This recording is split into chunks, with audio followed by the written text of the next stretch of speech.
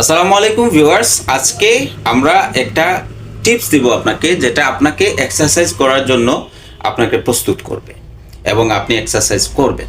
যেমন আমরা যদি হাতে কিছু না থাকে তাহলে আমরা কোনো কিছু আমাদের ব্রেন করতে বলে না। এখন হচ্ছে যে আমরা যদি এই কলমটা হাতে রাখি তাহলে আমরা কথা বলবো, এই কলমটা এভাবে মুখ খুলবো, লাগাবো, এরকম করব।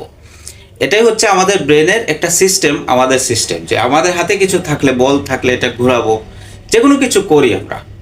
তো সেক্ষেত্রে হচ্ছে এক্সারসাইজের ক্ষেত্রে অনেকে মনে করেন যে অনেক দামি জিনিস কিনতে হবে, ওয়েট মেশিন কিনতে হবে, এই সে এগুলো আসলে ব্যয়বহুল আর একটা ঝামেলা। তো সেজন্য হচ্ছে ওনারা এক্সারসাইজ করা থেকে বিরত থাকেন। তো আমার টিপস হচ্ছে যে আপনি এগুলো চিন্তা করবেন না প্রথমে।